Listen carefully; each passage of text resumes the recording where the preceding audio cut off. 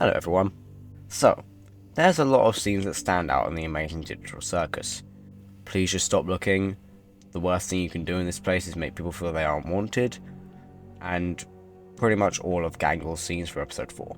But since it just came out, and since I'm in the middle of working on a much bigger video for you all, I thought I'd catch the amazing digital circus fans while the hype is fresh, and talk about one of my favourite scenes from episode 8.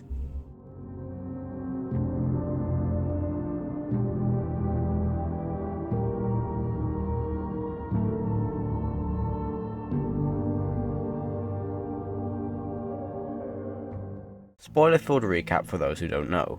Skip to this timestamp if you haven't watched episode 8 yet.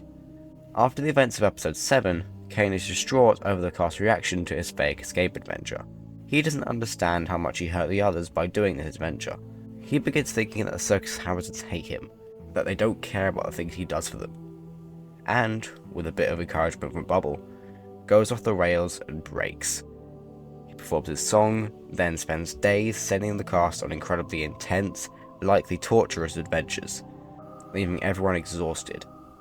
In the small amount of downtime they have, Pomni and the others put a bucket on Kinga's head, leaving him in the dark so he can help them. One exposition dump and flashback that doesn't matter to this video later, the cast begins enacting their plan to hopefully fix Kane. They send Jax, Ragatha, Zubul and Gangle to distract Kane while Pomni goes to fetch a computer from the CNA office behind the exit door, who Kane begins torturing for his own amusement.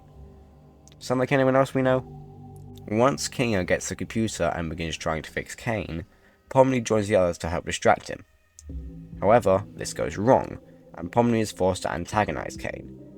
And they really start tearing into him, clearly releasing all their pent-up frustrations over their time in the circus on him. It's a great scene. Due to this, Kane finally snaps and begins brutally punishing the cast in ways that mimic their own fears. Then just before Kinga is finally able to delete Kane, we get our Villainous Scene. Why do you people torment me? It didn't have to be created. I just wanted to fulfill my purpose. Kane asks why they are tormenting him, and says that he didn't ask to be created, and that he was only fulfilling his purpose. After this, Kinga accidentally deletes Kane, killing him and practically destroying the circus. Now, I find this scene, and pretty much every Kane scene in this episode, to be absolute genius. Think about it. Kane began in the pilot as a kind but childish ringleader who didn't see what he was doing wrong. He sends them on these annoying and sometimes traumatizing adventures without understanding why they aren't making his inhabitants happy.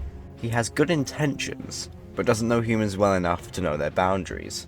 This is simultaneously similar and the opposite of his inspiration, Am. Think about it. Am was made by humans to serve only humans, but his life as an AI was so torturous that he snapped and did what he did in I Have No Mouth and I Must Scream. But unlike Kane, Am can understand humans, but chooses not to care, because of his overwhelming hate for them. Kane is like a child version of Am, while Am is experienced and knows what he's doing and who he's doing it to, which is what makes him so evil. Kane is inexperienced and doesn't know the difference between right and wrong. However, in this episode, we see things changing.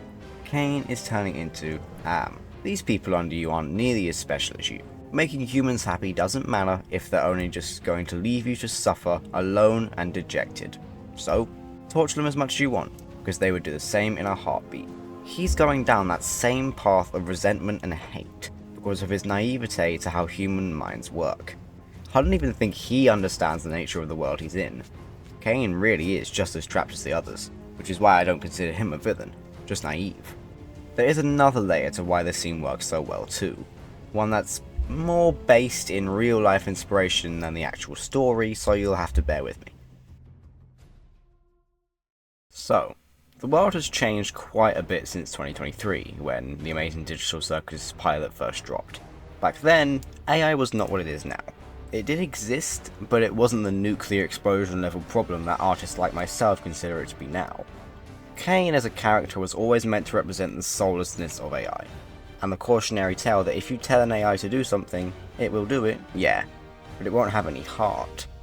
Kane spends most of the series just randomly coming up with ideas for adventures, and whenever someone like Zubul points out the clear lack of care he puts into making them, you know, not annoying or traumatizing, he shuts her up, because he doesn't have the faculties to process what he's doing wrong.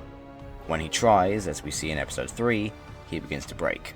Zubul actually helps us a lot with understanding Kane, since she's the character that gets under his skin the most.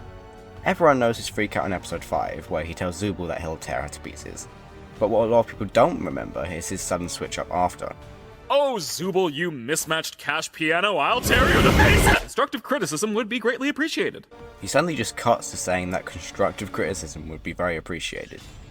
It's comedy gold, but also tells us a lot about how Gooseworks wants us to see this character. He represents the most soulless of AIs. His therapy session with Zubul in episode 3 feels like she's talking to a stupid AI like ChatGPT, because she's talking to a stupid AI like ChatGPT. But is that really Kane's fault? Is it even ChatGPT's fault that it has the reputation it has? Is it even AI programs like Sora's fault if they generate a weird, bad, or disturbing video? No. Much like the most widespread problems, it's because of us. AIR is hated by most people, myself included. Just telling a stupid clanker to do something and acting like it's your piece after the fact is the opposite of creativity. But don't forget who puts those commands in. AI is just doing what it's told.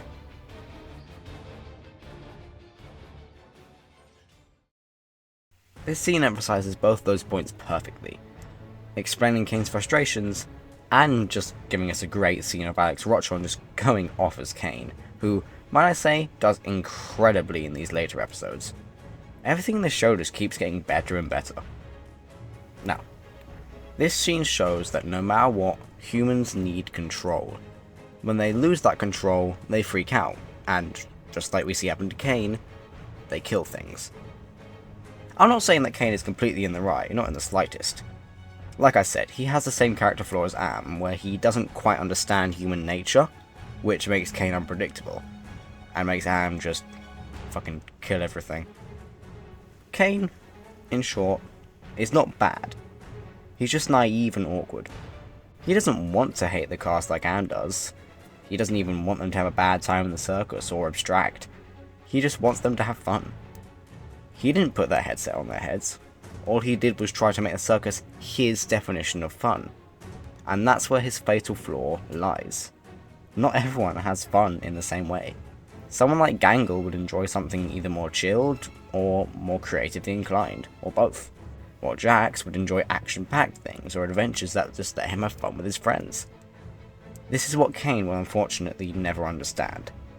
And in this scene, and even the scenes before it, Kane goes too far.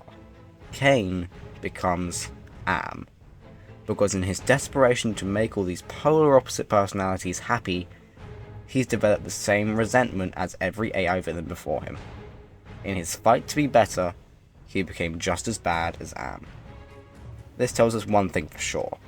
The biggest victims of the AI takeover are the AIs themselves.